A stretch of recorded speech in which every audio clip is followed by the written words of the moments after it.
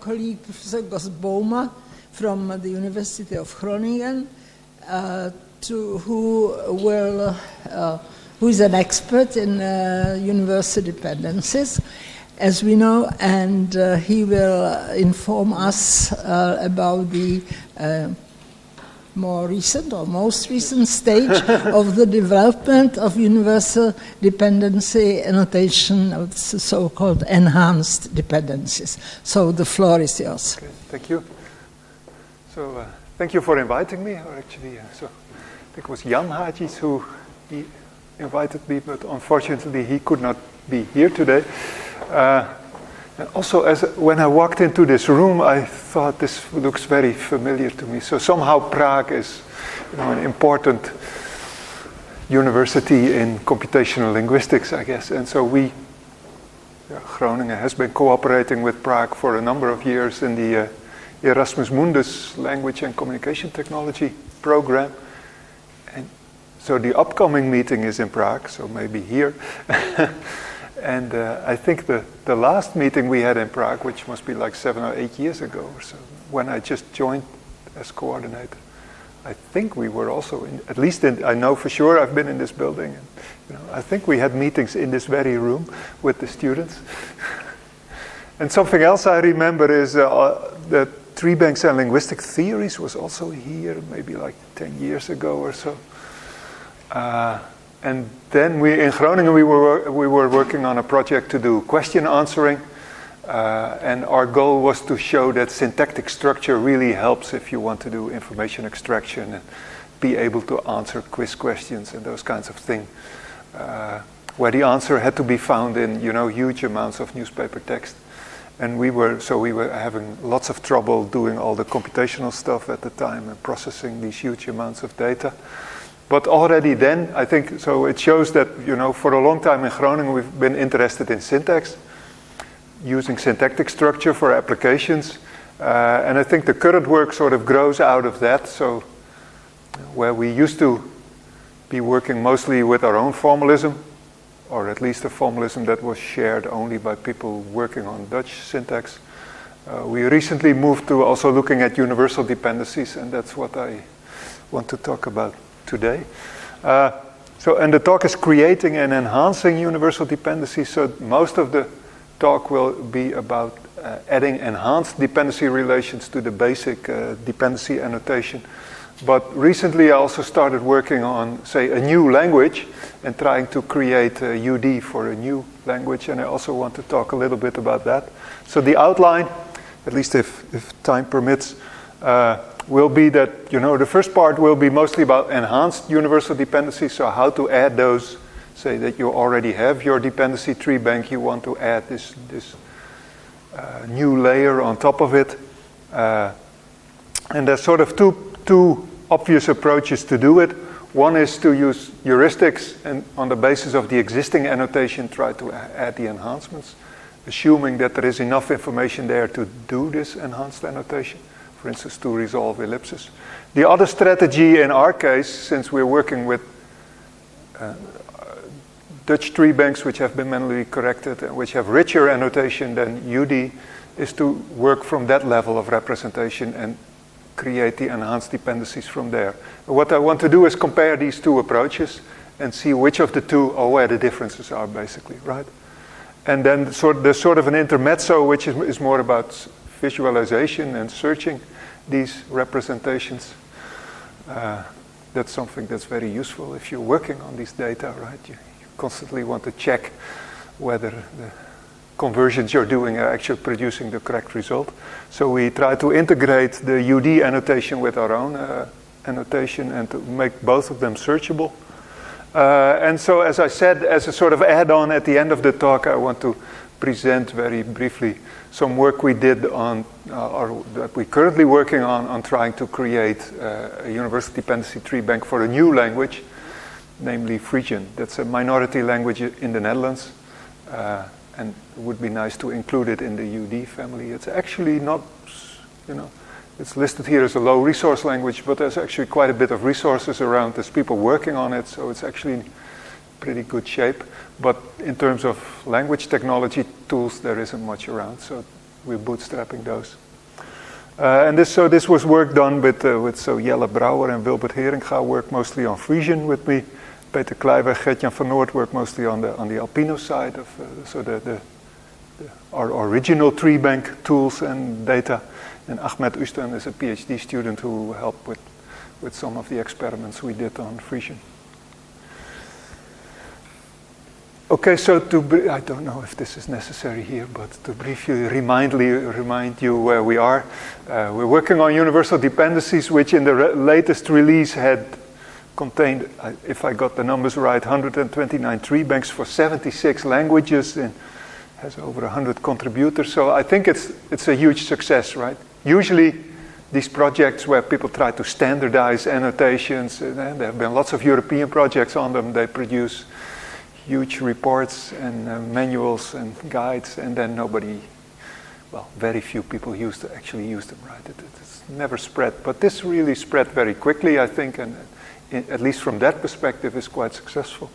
And you can also see that, it's not just the tree banks, but it's also being used for lots of things, which is what I also like to see, right? We're not just producing these annotations, but we would also like them to be useful for certain things. Of course, kind of obviously, they're useful for parser comparison. That's one of the original motivations, right? If you have a tree bank for Swedish and a tree bank for Finnish, I think is always the example, right? You want to compare things. You would like things that are similar to be annotated in the same way, so that, if parsers produce different accuracy scores on those different tree banks, that it's not just all a matter of differences in the annotation. More applied stuff is, so recently people have tried to use it for information extraction, question answering, I guess. So the sort of a motivation which I originally was also very much interested in, right? Trying to use syntactic patterns to sort of detect certain semantic relations. But also, it's also very interesting that language typology research, at least some of the people in that area, take this level of annotation seriously, whereas you might think it's mostly inspired by computational linguistics. It's actually also the people in typology, so who have a more linguistic background, who also like to work with this type of data, and say again more on the applied side of things, maybe in stylistics, right, where people investigate, say things like the complexity of sentences expressed in terms of dependency distance, right, between the head and the head of the dependent, say, and see whether genre plays a role there. And there might be other research by now. So it seems to be also spreading as a sort of a handy representation format to do more of this applied work. So that's certainly a reason why we're interested in it. So this sort of shows you that the universal dependency annotation is a success, but there are also some concerns. So typically the people who already have a tree bank for their language, right? Often with very detailed, specific annotation guidelines, right? They've been working on converting these tree banks to UD, like what we've been doing for Dutch, and they often sometimes complain that there are things missing, right? Things get lost in translation, so they would like to, for instance, have explicit control relationships, and since UD is basically word-based, strictly word-based dependency annotation, certainly things cannot be expressed very easily. So certain linguistic syntactic phenomena might be missed if we convert from, say, a very rich language-specific representation format to this UD format. Also, some people try to use UD to do semantic interpretation. So if you have a UD tree bank, could you produce some kind of semantic representation, say discourse representation theory or minimal recursion semantics or any of the other semantic frameworks around, right? That express the meaning of a sentence. Do you have enough information in the UD annotation to produce those semantic representations? And here again, certain problems arise, right? And suggest that maybe you want to do just a little bit more on the syntactic side, right? And sort of, to answer those two needs, people have proposed to add an additional layer on top of UD, and this is called enhanced universal dependencies, where you no longer strictly bound by word-based annotation. You can have slightly richer annotation. The dependency relations themselves are slightly richer, and in this way you hope to accommodate some of the problems, shortcomings of the basic UD annotation, especially when it comes to say, certain syntactic issues and also semantic interpretation. So what's characteristic then of enhanced universal dependencies if you compare it with basic UD? That is that there can be null nodes. So instead of just annotating words, you can also say, okay, here is actually a word missing, and I'm annotating this as a missing word, and so it can have dependency relations to the rest of the structure. So that's a way for dealing with ellipses, right? The treatment of conjunction is slightly richer in enhanced UD, where, say, a subject can be a subject of two predicates, whereas this could never be the case in the basic universal dependency annotation. Control and raising, so if you have verbs like, if your verbs controlling a non-finite clause, right, the subject is maybe not expressed, but you still want to express in your annotation that this implicit subject is somehow the same as the subject of the matrix clause. The treatment of relative clause constructions is slightly different, so that you now have an explicit link between, say, the relative pronoun and the antecedent, so the antecedent noun. And there are some things going on, so some enrichments specifically, you might say, either for semantic interpretation or for people who are interested in information extraction, who often like to see not just the fact that something is a modifier, but say, oh, this is a modifier and it's actually introduced by this or this preposition, right, or by this complementizer. So you add these lexical items as additional information to the dependency labels. I think this is mostly motivated by semantic interpretation. This also has interesting formal consequences, so it's no longer the case that your dependency annotation is like an unordered tree, but now it's a graph, so there can be multiple incoming edges per lexical node. There can even be cycles, right? So we'll see examples of that later. In some cases, there's no unique word, right, which has no incoming edges and from which you can reach the rest of the tree, right, the root. So this thing, sometimes there's no single word which meets those criteria. As I said, the treatment of ellipses allows us to include sort of additional lexical material in the string which wasn't originally there. Maybe that's not so much a formal issue, but the first three things definitely mean that we're dealing with different kinds of representations here than in the basic UD annotation.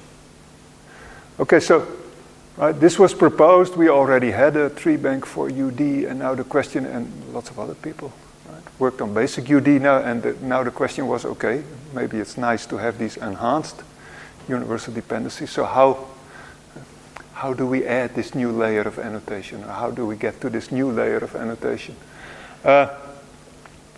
So I think there are two approaches, right? So one approach is basically to automatically transform and expand an existing UD treebank. So assuming that all the information you need to get to these enhanced representations was already there in the basic UD annotation. The other approach, which of course would not be available to all UD treebanks, but in our case it's an obvious alternative, is to go back to your original treebank, which has more information in it than what's there in the UD treebank, and to use that to produce the enhanced universal dependency annotation, right? And I guess number three, but I haven't seen people do this, is to go back and do manual work. Right? That's intensive and expensive, so maybe the first two approaches, right? We should first try those, and maybe then do a manual correction afterwards. So, and option one actually has been explored in some work, mostly by Sebastian Schuster and others, who propose a method for automatically converting universal, automatically creating this enhanced universal dependencies on the basis of an existing UD tree bank. It's basically a set of heuristics, right, which, for instance, deals with control relations, deals with conjunctions, right, the spreading of the, say, the subject in conjoint, if you have conjoint predicates, those kinds of situations. And it even deals with ellipses, right? If a verb is missing, it tries to detect those situations. And there are actually some clear signals in the UD annotation which can help you with that. So it tries to detect those situations, and then it uses things like word embeddings to pick up which of the predicates which are present in the sentence are actually missing in the elliptical construct, right? And so the other approach, which I'll be mostly talking about here today, is to work from an underlying dependency annotation, which is somewhat richer than UD, but which has most of the information that you would need to create these enhanced universal dependencies. And what I want to do is actually compare these two approaches, right? So I also ran the scripts of Schuster et al. On our data, right? Adapting it slightly for Dutch, but one of the nice things is it's more or less language independent, so it sort of almost out of the box works for Dutch as well. And I compared it to what I got if I did the conversion on the basis of the underlying annotation. Right? And then let's see what we can learn from that. So our underlying, our original language-specific tree bank, we often refer to this as the Alpino tree banks. So by now we have a series of tree banks, some of them in various projects, also in cooperation with other groups in the Netherlands and in Flanders, where we annotated corpora with syntactic structure, syntactic analysis, and in all those projects we used, with some minor modifications, always the same annotation guidelines. And the parser that we also built in Groningen to produce such annotations automatically is called Alpino, so that's why we like to think of this as the Alpino annotation format. And yeah, it's a kind of annotation style that you also see in some of the tree banks for German, I think. So it mixes basically constituents and dependency labels, right? There is such a thing as a noun phrase, but at the same time, this noun phrase is also labeled as being the subject of the sentence. Right? So it has constituents. Also, it has empty nodes, so this suggests that maybe we can do things like control and ellipsis,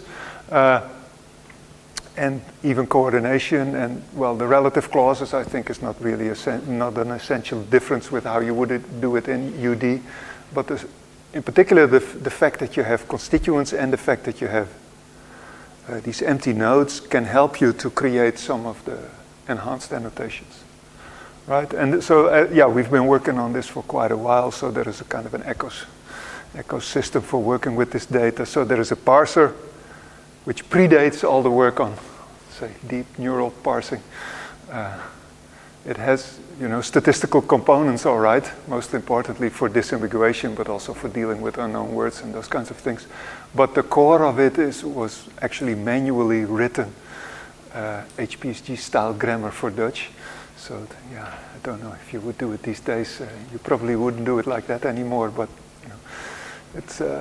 So it's a mix of sort of handwritten, linguistically inspired grammar in combination with statistical tools, right? And there are various tree banks annotated with this parser, and some of them have been manually corrected. And there is a interface for working with this data, right? To do search over the data. Also, you can upload your own texts and have them annotated automatically by the system. Right? And there are also a bunch of users who are very happy with that. Right? Oops. Oh, where are we? What's this? Where are we? Yep. All right. So this is what the annotation looks like. So as I said, there are constituents there which you wouldn't have in UD. But this is to illustrate how you could convert kind of a phrase structure dependency annotation like the Alpino annotation to UD. So you have noun phrases, verbal complements, but things say you have could have a main clause, but there are these dependency labels telling you what the head is, so you might say, okay, that will then also be the head in the UD annotation, but of course there are cases where UD makes kind of special decisions about what the head is. For instance, in prepositional phrases, right, it's not the preposition, right, what most linguists would suggest, right, and also what the Alpino annotation suggests, right, it has this HD dependency label for head, but so if we do the conversion, we have to say, no, the head is located inside the noun phrase, right. So the boxes here indicate what would be the head in UD terms. So, and if this head is a phrasal node, then you go further down till you hit the lexical entry, right? And then on the basis of that, so once you figured out, right, how to do the labeling, given a phrase structure tree, how to find the heads according to UD, it's sort of straightforward then to create this lexical level of annotation and produce the correct dependency labels, right? The dependency labels are mostly there, of course, already in the Alpino tree, except that they have different names in UD, right? And okay, the mapping, of course, isn't one-to-one, but to do this mapping is sort of relatively easy. Okay, so we have annotation like this, and note, for instance, here, this is, tried, and this is a non-infinitival complement. So it has an implicit subject, and in the Alpino annotation that's there, but in the UD annotation we completely ignored it because there's no room, right, for this empty element. But this annotation can actually help us to produce enhanced universal dependencies. So,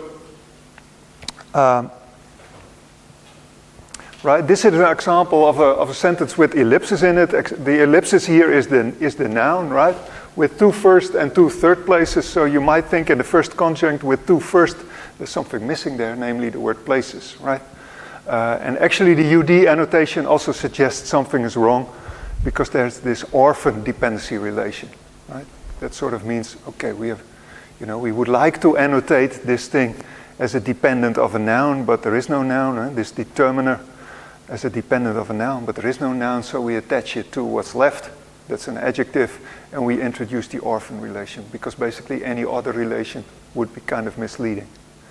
Now, if you look at the Alpino annotation for this same structure, you see that that there is actually an empty node here, that's a head, and it's co-indexed with the head over here, which is the word plaatsen, places. So we know that the word places is missing on the basis of the Alpino annotation, and on the basis of that we can actually produce an enhanced annotation, right, where, say, this orphan relation now disappears.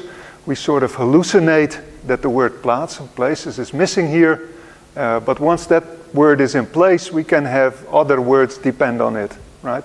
So this is then a determiner, and this is a modifier modifying places, right? So another thing in which enhanced UD differs from basic UD is in cases like this. The zoo is located in the center and has 4,000 animals, right? You would like to say that the zoo, which is the subject, is both the subject of the first and the second conjunct, right? Now, in UD, you can't explicitly do this. But in enhanced UD, the idea is to add this additional dependency relation between the second conjunct and the subject. And again, if you look at the Alpino annotation, this bit of information is already there for you, right? There's a subject here, and it's co-indexed with an empty node in the second conjunct. So on the basis of that, it's sort of easy to say that this thing, subject, is both a subject of locate and count or have in the second conjunct. Now, same story for sentences that have control relation, right? The city hopes to revive or something, this tradition. So in the Alpino annotation, right, there's a noun phrase, and there's a non-finite verbal element here, an infinitive clause, you might say. It has an empty subject, so, and it's co-indexed with the lexical subject that's there, so it's sort of straightforward to know that, you know, the verb in this non-finite clause has a subject which is actually the same as the subject of the matrix clause. Right? So this all works very, very nicely and sort of suggests that we can do, and that things work, yeah, that this Alpino annotation actually has the information that you need to create the enhanced annotations. Now, if you actually write the scripts, you soon notice that there's all kinds of interaction between these phenomena going on. So this is an example where you have both control and coordination, right? Was banned to Elba, but manages to escape. So how do we know what is the subject of, say, this verb here, and especially that verb there? So there, you will see that actually this chain of control relations and dependencies can be reconstructed from the Alpino tree, right? Here's the lexical subject. It controls, say, since this is a passive clause, the object of this participial phrase here, but also it's the subject of the second conjunct, which then is headed by a control verb, which controls then the subject of this non-finite verb, right? So with this information, right, we can have both the fact that, I'm a subject of to ban, I'm the subject of manage, but I'm also the subject of this infinitival clause there at the end of the sentence, right?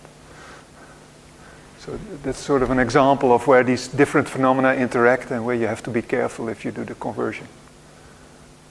Now, relatives are sort of straightforward, I think, both for UD and for the Alpino annotation. So the idea is to make explicit the relationship between the antecedent noun, highway, and the relative pronoun, that. So in the annotation in Alpinos are actually similar to that in UD, I would say. So, but it makes explicit the fact that we have a relative pronoun here and that it controls some syntactic element in the rest of the relative clause, right? And in enhanced UD, you choose a slightly different annotation where there is a direct link from the antecedent noun to the relative pronoun. And then instead of saying that this relative pronoun is the subject of the word surround here, you say that it's actually highway, which is the subject of surround. Again, you can see that for certain semantic applications, this might be useful. Right? So again, some examples where this might get a bit hairy is cases like this. So here we have coordination, right? So there's a relative clause, but say there's one relative pronoun, but there are two conjoined clauses here. So really what we want to say is that the relative pronoun is the subject of both conjuncts. And in the enhanced annotation, right, we want to say that present is the subject both of to fall or drop and of contain.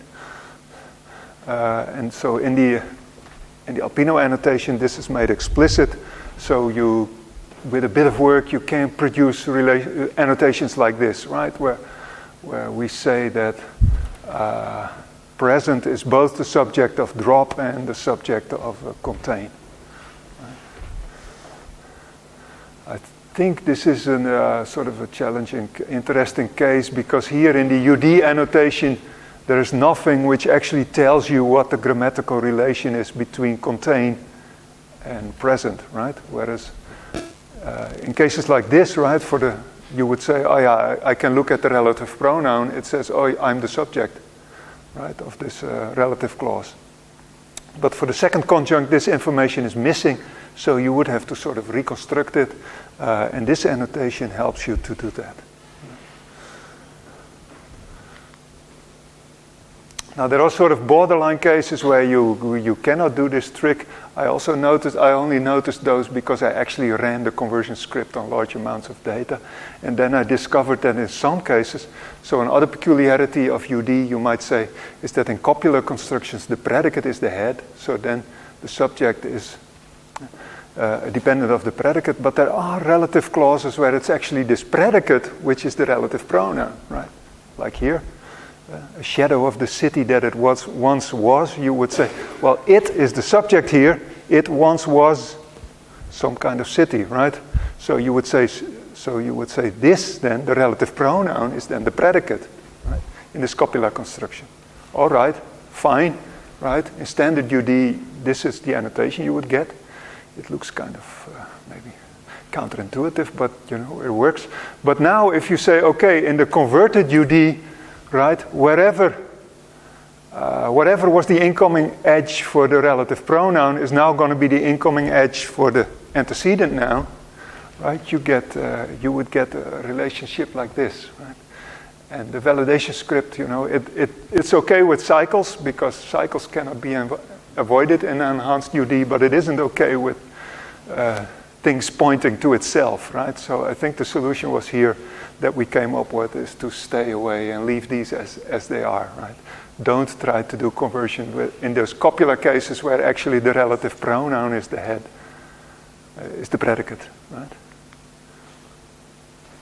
Okay, so this is what, the work we did on creating enhanced dependencies. And so my goal is to compare this with the heuristic approach where you use just the UD annotation itself, right? But before going there, I thought, so as a sort of digression, I talk a little bit about, so we'll get to the comparison, okay? And numbers and see which of the two works best. But as a sort of digression, I thought, I mentioned some other work we did. So as we were working on this, we actually thought, well, it would be nice to integrate this universal dependency layer of annotation in our existing ecosystem for working with our tree banks, right? And that's all based on, so that's this Alpino annotation. It's all stored as XML. It's also kind of a historical fact, I guess. But yeah, at first we thought, okay, that's kind of easy to add UD. That's actually also how my script works. It takes the XML and it adds additional attributes to the XML elements, right? One nice thing of UD is that you annotate words. Well, these words are the lexical nodes in the tree, so all you have to do is add a bunch of new attributes indicating what the dependency relation is, what the position of the head of this word is, what the morphological features are, what the lemma is according to UD. You can do all that in the lexical node, and you might have your own namespace for UD or something like that. And that's all there is to it, so that's how I first integrated the two. And then on the basis of that, I can produce a UD annotation in, say, Connell style. But now we sort of added made this representation a bit more redundant so that it also supports search in a more intuitive way. So the XML looks something like this, not really suitable for human consumption, but say you have lexical nodes, right? We might say the word Groningen, and so now it has kind of an element inside of it which is called UD, so it's no longer just a bunch of predicates, but it's an element by itself, and it could also have the other dependence of this word here included in the UD element, right?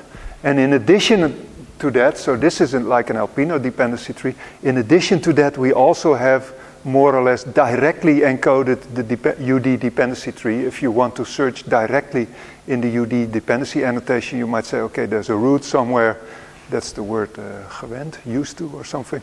It has an oblique dependent that's headed by the word Groningen, and that has a case dependent which is headed by the word in. So the XML is now somewhat redundant, but it allows us to formulate queries like this. So there are lots of query engines out there for UD, but this is for people like us who are used to working with XML and XPath search engine. So you can now formulate something like this, right? Give me all the copulas, or give me all the verbs that co-occur with minister as subject. And then, so once you have a search like that, the system will tell you, oh, there are like 1,000 hits. And then you can say, okay, list all the values of the lemma attributes for all these hits, right? So then you can count the UD lemmas, and you can see there are actually quite a few copulas here. They correspond to what in Dutch descriptive grammars is called a copula. So it's not just the word to be, but they all have the meaning which is very close to the word to be. Right? And those are the verbs co-occurring with minister. So yeah, we can sort of straightforwardly now search in the UD annotation, but still have the two annotation layers live together. And so this is mostly useful, I would say, in cases where you want to combine things. Say, this is a sort of a brute force query which says, give me all the nodes, all the lexical nodes in the tree banks.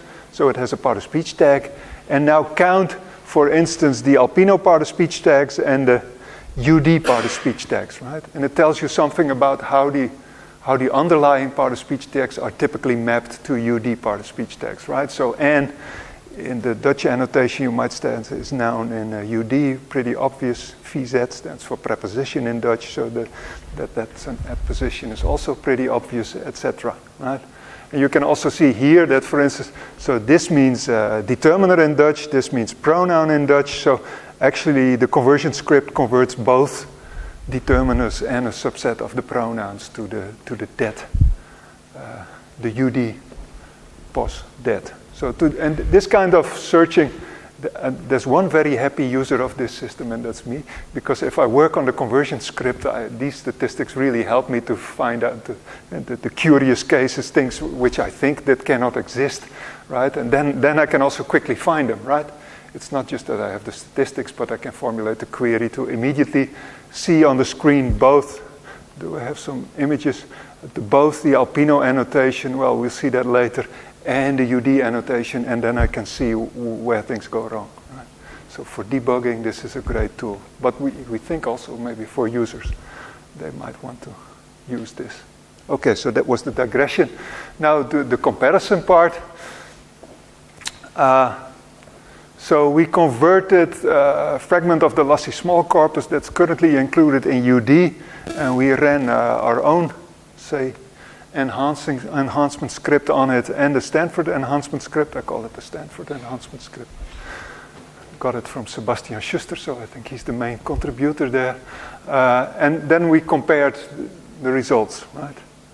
So for this dependency tree bank, right, it has 75,000 dependency relations. After enhancing, it has 78,000 dependency relations. Roughly 63,000 cases for both systems. The enhanced UD is the same as UD, but there are about 14,700, 14,800 cases where the enhanced dependency relation is different from the basic dependency relation. Right? So that all looks very similar on this very crude comparison between the two scripts, but something that's striking already is the fact that the number of elided nodes, so these nodes that we hallucinated and reconstructed in the string, that we added to the string, is much higher using the Alpino enhancer than the Stanford enhancer. Right? Now you might also wonder, right, do these scripts really agree so much? Well, if you look more carefully at the enhanced, the cases where there is a difference, you will see that say, either the Alpino enhancer or the Stanford enhancer thinks that the enhanced UD is different from the basic UD. Well, if we zoom in on those cases, 85% of the time they agree about the change, but in 14% of the cases they disagree, right? They come up with different modifications of the basic annotation. So what are they? Well, there's lots of detail there, but I try to summarize the most important cases here. So this is something that struck me, and so these are these lexical extensions to the basic dependency relations. I said that's all boring and easy and only there for semantics, and any script can do it. Nevertheless, that's where they disagree. There are more modifier relations, determiner relations in the Alpino enhanced data. But for instance, in the Stanford enhancer has much more controlled subjects than the Alpino enhancer. So why these differences? Well, one of the differences, the fact that the Alpino enhancer has more of these modifier and determiner relations, comes from the fact that I think the guidelines for enhanced UDs say you should do this spreading of, say, here we have a modifier which according to the Alpino annotation is a modifier both of streets and of runes. But the Stanford enhancer, I think, is restricted only to cases where this is a predicate, a major, like a verbal predicate typically. So they don't try to do it for adjectives modifying a noun, right? Whereas the Alpino annotation sort of suggests that you could do it here as well, and that's then the reason why there are more of these a-mod relations in the Alpino using the Alpino enhancer as compared to the Stanford enhancer. And the same is then true for determiners, right? That's the same kind of case. And these cases are actually quite frequent in the data, and they have a they're semantically relevant, I would say, right?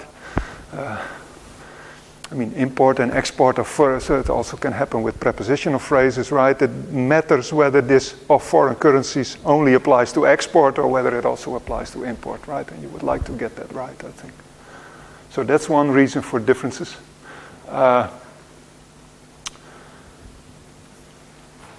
Again, I think this is one of these cases where there is there's an adjective and a modifier which modifies both the adjective and some adjectival, prepositional phrase, say, that's not being covered by the Stanford enhancer, but it is being covered by the Alpino enhancer. These cases with and te, the infinitival, so Dutch has a construction, an infinitival construction where you might say this is a complementizer and this is a complementizer or a marker. So then you have one verb, two markers. These markers should be added as lexical extensions. Which of the two do you pick? And of course, if you don't make any, if there are no rules for it, right? One script picks the one and the other script picks the other, right? So, right? Is this or is this te? Oops, where is it, right? You could, I have to. So I think the best solution here is to add them both, right? To be consistent. But this was something that was not covered by the guidelines, and same situation can also occur with coordination. Or if you have complex prepositional cases. Control, so that's something that the Stanford enhancer does more rigorously than the Alpino annotation. So these prepositional phrases are being used in a predicative way here. It's kind of a verbal expression. Van Velzen became controversial. This controversial is in opspraak, but it's not like a verbal clause. So in the underlying annotation, there is no missing subject, right? Because prepositional phrases don't have subject. But but we do convert this to an XComp, and then the Stanford enhancer says, well, if there's an XComp, I better try to find a subject, right? That controls this XComp. So it's much more aggressively adding controlled subjects than the Alpino enhancer. And I don't know, that might actually be a good thing, right? I don't know. If you think of this as syntactic annotation, it's a bit weird, but from a semantic perspective, it might actually be useful. Now, another difference I noted is that, I never worried about this, but if you create this enhanced dependencies, the resulting structure can contain cycles, and there are cases, so this is a case, in fact, where, say, we have a copular construction, so a copula is head, so then the head is the predicate, but what if the predicate itself has a relative clause? Well, then, in the standard annotation, this is no problem, right? And everything is, say, this would be the root, and the relative clause would be a dependent of that root, but in the enhanced annotation, I don't know if I have a picture of that now. Or is this already, in the enhanced annotation, that's already visible here, right? We introduced this relation between the embedded verb, you might say, or the head of the relative clause, and this antecedent noun, right? So there is an incoming edge here. Now, if you're strict about the definition of root, there is no root in this sentence, right? Because there is no single element which has no incoming edges. It depends a bit on how you define root. I never worried about this. But so the Stanford enhancer spots these cases and then leaves out the root dependency relation. I think this is only a formal issue, but nevertheless, that's a reason for differences, right? Another difference I noticed, also kind of silly, is when you hallucinate these additional verbs, right? The British produced or made whatever, the tortoise, and the Americans the T95. So the word produced has to be inserted in the second conjunct. Where do I place it in the string? Both scripts have different ideas about that. Right? So one script places it right here, and the other script places it there, which is maybe linguistically the natural place to put it, but that's an extra challenge to get it in place. And that's often the reason, and both scripts differ there, and of course once you make this type of difference, all the other things that depend on these hallucinated elements will also have different antecedents, right? Will also be different. They will point to a different item, so to speak. So that's also cause of lots of confusion here. And again, I think it's not really essential. It's just a matter of fixing the annotation guidelines, right? So to conclude, right, what's the conclusion of this comparison, right? So I don't want to say that one is better than the other, but I think what I learned most from this is that we should, this is really useful way to figure out the details of this conversion process, to find where the two scripts differ, and then to spot inconsistencies, and then you have a sort of tool to check, okay, this is what I should work on. But then most of the cases I observed are actually cases where I think, we should go back to the guidelines and check, well, how do we really deal with these cases, right? Like cases where there are multiple candidates for lexical extensions. To what extent do we really want to also say control in non-verbal elements? If we have these ellipses, these empty elements, where do we place them in the string? Can we think of some kind of normal form maybe to get rid of these inconsistencies? So I think that once you start doing this and run it on lots of data, you bump into lots of these little problems which really suggest that the guidelines could be expanded, right? So at the moment, I'm not sure. You might prefer the Stanford enhancer because it's language independent. It doesn't require an underlying tree bank, etc., etc. But if you're in the position that you have your own tree bank, you might be able to do a slightly better job on control. So there's cases I didn't mention here, where the controller is an indirect object, say that's not covered by the Stanford enhancer. You have slightly richer idea about ellipses, I think. So in those cases, maybe I would say the Alpino enhancer is sort of maybe better also for semantic applications.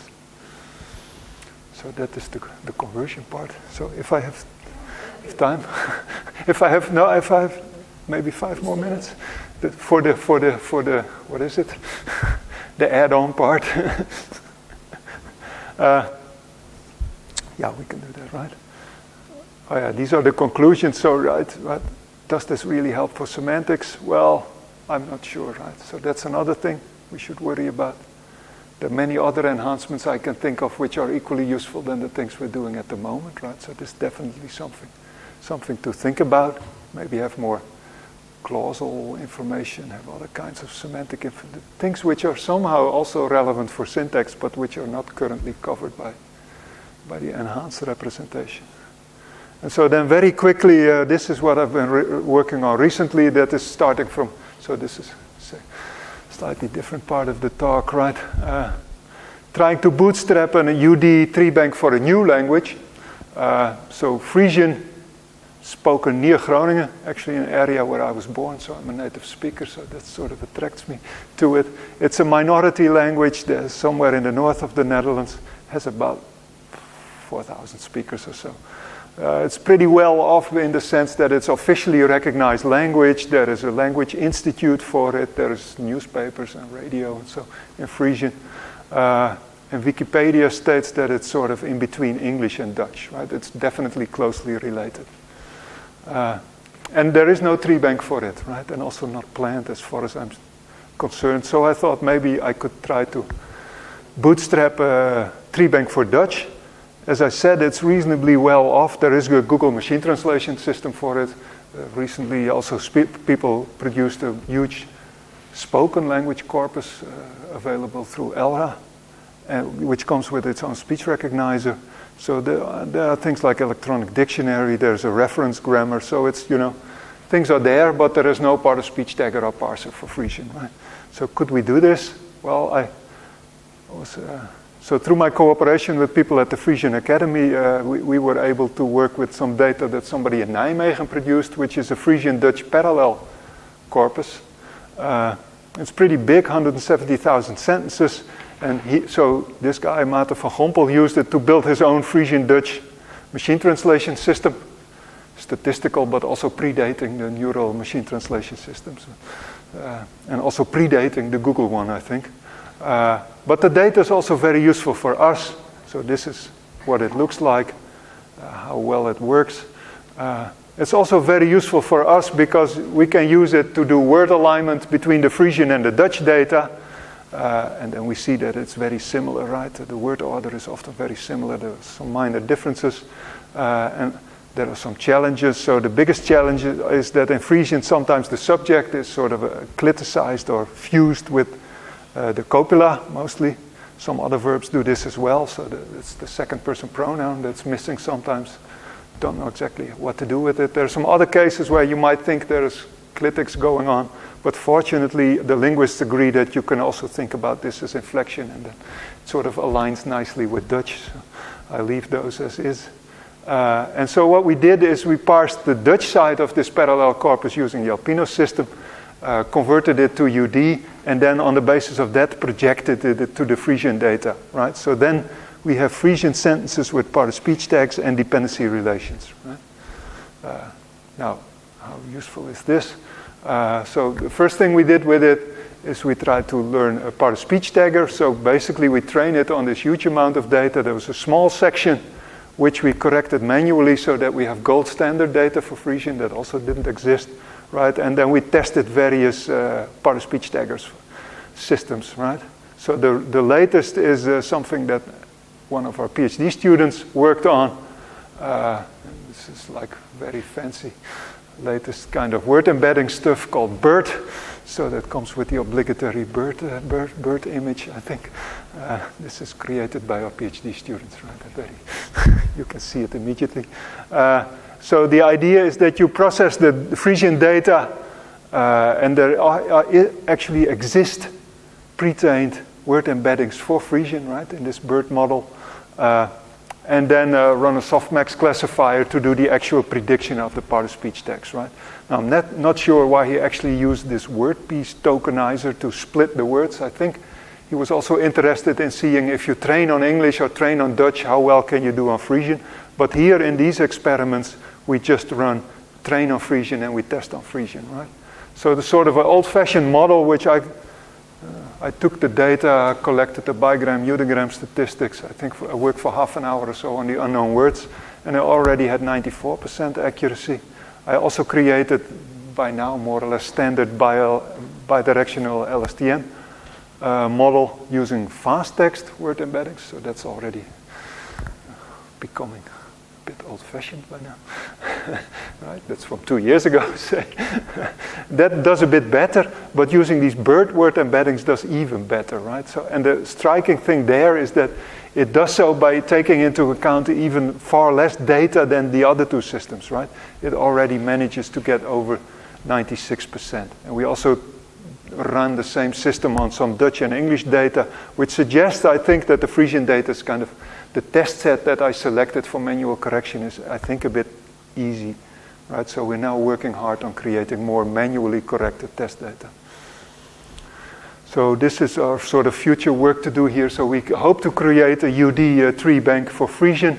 The post tagging, I think we have more or less in place. Of course, we need to do manual correction as well. The dependency annotation, well, we have created and projected this annotation, so we could train a parser on that. We could also do manual correction to create gold standard data. The morphological feature, I can also see that we could do that. The lemmatization, I'm not sure exactly how we should do that. Maybe using the standard dictionaries for Frisian that are also available. So currently, I squeeze in the Dutch lemmas there, so that if something goes wrong, I can see whether the word alignment is to blame or whether the part-of-speech tagger is to blame. Okay, so that's really the end.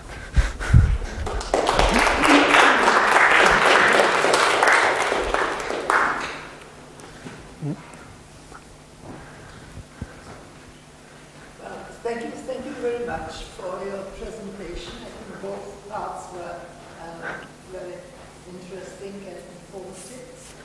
And now the floor is open for discussion, questions, remarks.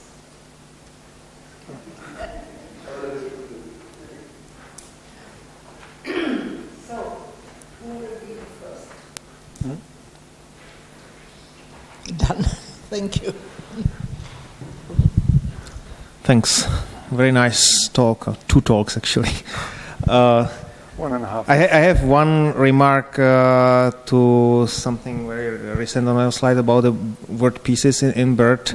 I'm definitely not an expert on that. I just happened to have read a paper on BERT recently, and it appears to me that the word pieces are actually needed because BERT was trained on word pieces instead of whole words. So maybe that's the reason why he So in used these that. multilingual embeddings, actually, they throw everything together. Yeah, but I think it was like instead of tokenization, it was occasionally split. That's my understanding of the thing. So I don't know. what was used here is it's called multilingual. So it's the case-sensitive version of the multilingual embeddings. And yeah, with multilingual embeddings, it either could be that they project things or that it's all in the same space, I guess, and then they use these word pieces. Seems to me. Yeah. Okay. Yeah. There could be. Yes. And so I think the reason why. Yeah. So that's probably then why you have to use it, right? So, but another nice feature then is that you can also try to train on English and test on Frisian. Definitely. Right? Yeah. Nice. I'm looking forward to seeing the Frisian treebank. And if I can, I also had a remark on the larger first part. I agree with you that the obviously the enhancements that are currently available in UDR seem to be just a random pick of much larger space what you may want to do. And I think you are actually already doing one detail that is not described in the guidelines, where you are annotating the ellipses even within noun phrases. While I think that the guidelines assume that you would only use the empty notes or the orphan relation in the basic UD for missing predicates. Which might be, I'm not saying it's bad. It's probably not complying with the current guidelines. There probably should be a working group on putting together more suggestions for enhancements. Right. But it might explain why you are getting much more empty notes in your conversion versus the Stanford enhancer. This is definitely true. Okay. Yeah, I think I think the guidelines are sort of taking it easy here because obviously it's very hard to do this kind of annotation. I'm actually impressed that, say, our annotators, in the very early days we did it ourselves, but later, we also always had student assistants and larger projects where we had these guidelines and did this type of annotation, that they managed to do this because it's often a very difficult decision, right? If you have a preposition phrase, does it only modify this one noun or both nouns, right? And also for adjectives, right? So there must be many, many borderline cases in the data, but yeah, once it has been annotated, yeah, you might as well cover it and use it.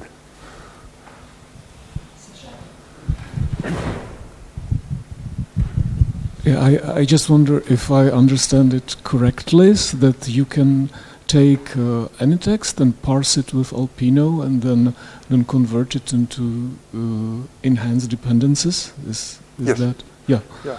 So, yes. Do you have any results like error rate? On the evaluation of the enhanced part? No. I mean, we haven't done that. No, we did see. Well, we did look at how Alpino does in producing UD, right? Basically, using this scenario that you propose. So you parse your sentence or your test data with Alpino. It produces Alpino tree. Then you use the conversion script to get UD, and then you compute, labeled and unlabeled accuracy scores.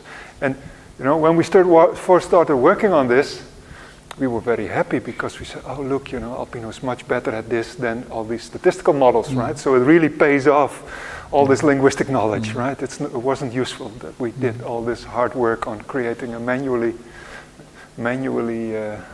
handwritten linguistic rules to parse Dutch, right? That really helps you. There is still some value in all this linguistic knowledge, but say within 2 years, I think already for the CONAL 2017 shared task, there were something like 4 or 5 systems that, work brilliantly for lots of languages, including Dutch, and that get higher scores on these data than our own system. The own system very specifically engineered and trained for Dutch, maybe 15 years of work is easily in there, right? And then there are people, doing deep learning, neural networks, bidirectional LSTMs, etc. And using tiny amount of training data, right? That's the other thing. Yeah, we have much larger tree banks if we want to, but using a tiny amount of training data, which you would think is a disadvantage for these statistical systems, and they already beat us at this task. Right? So we now can join this large group of linguists who have the feeling that suddenly machine learning approaches are doing better than their carefully engineered linguistic systems. Okay. But okay, this was sort of okay. But then for enhanced UD, we haven't done the experiments yet. No. Okay, thank you. One of course, yeah.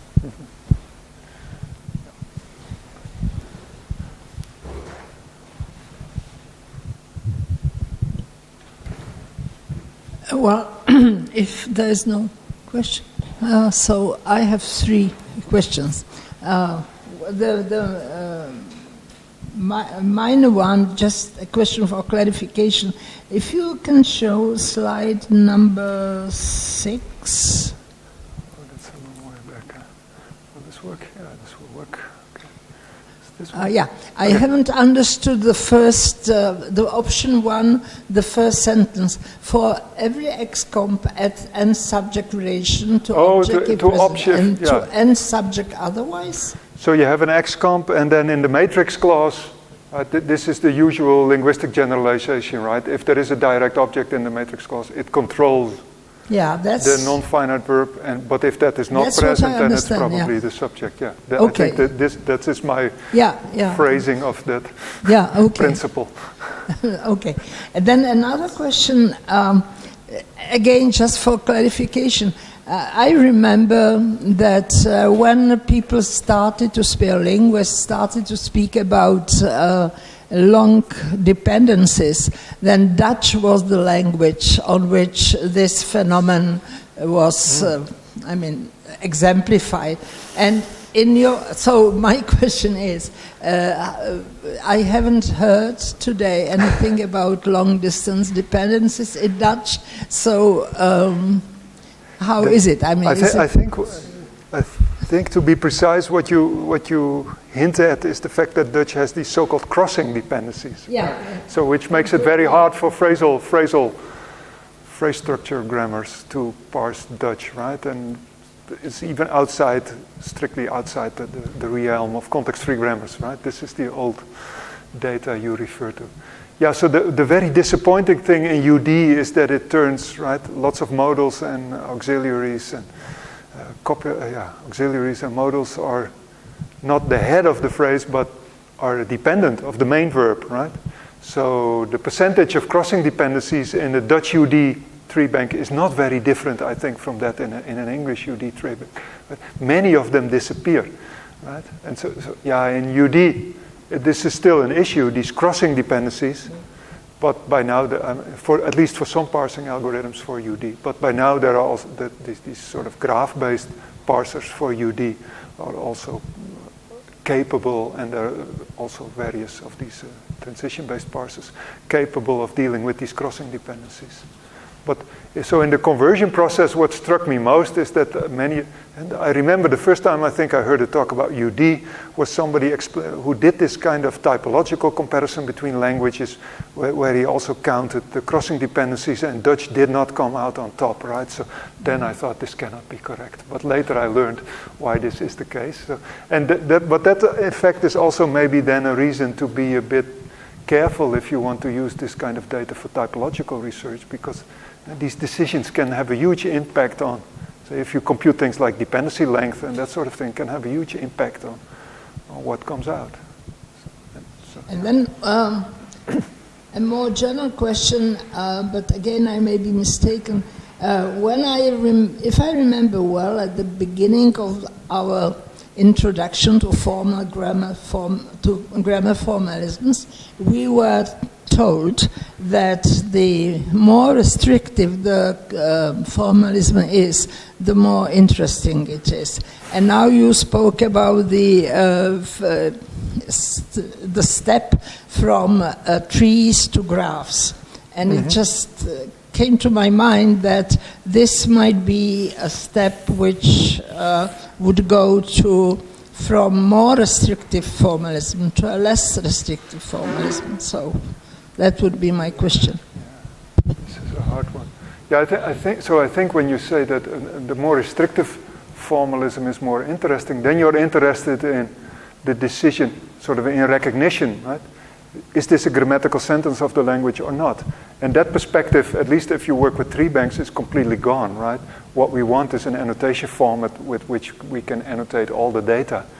And at least I don't think these statistical models pretend that they probably have some statistical metric, maybe to try to distinguish, say, ungrammatical sentences from grammatical sentences, but it might also be the case that some of these statistical parsers are perfectly happy in parsing ungrammatical sentences and coming up with reasonable structures for it, right? And that is actually, it's a deep issue here, right? We're not doing formal grammar engineering anymore, but we're doing annotation. Yeah, that's true. Yeah.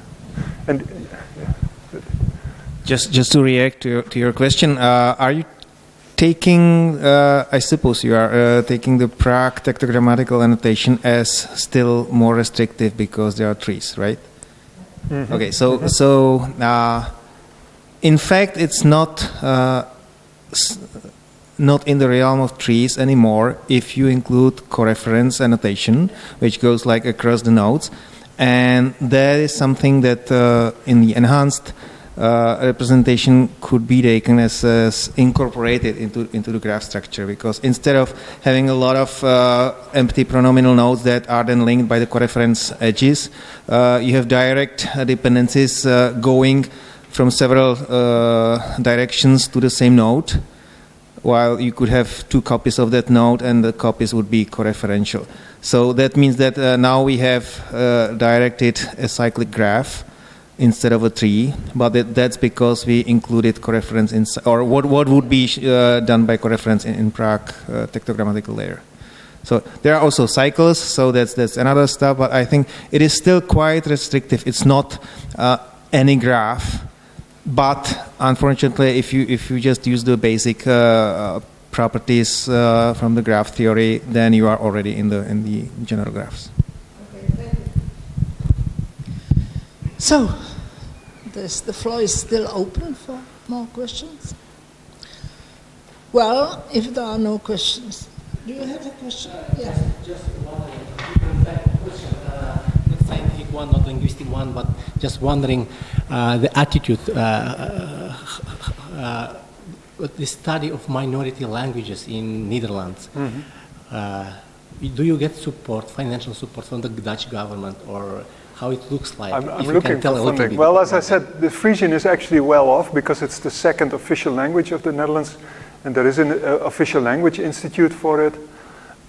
So it's actively maintained, and it's supported by the Dutch government. So they fund this language institute. They don't fund my research at the moment, but for instance, in Groningen there is a professor of Frisian, and he's also gets special funding to preserve this language. So there is a lot of attention for this, right? And so it's not unlikely that in the future we could also get funding for this. Right? So I also mentioned this speech recognition project, which was just completed. That was definitely also done with government funding, right? For instance, to create speech recognition for Frisian, something that people would like to have in the future. Thank you.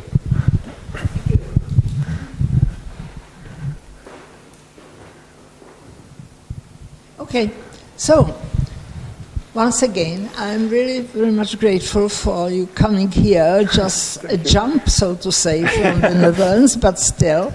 And as I have heard, you are coming in June, so we can see you again, not for a talk, but just for this celebration or whatever it is. And, well, we are looking to meet you, and certainly I think the issues of universal dependency is something which we are very eager to follow, and especially the step to enhance dependencies, because we feel that it's closer to our way of thinking and of annotation. So thank you very much for your talk. Thank you. Thank you.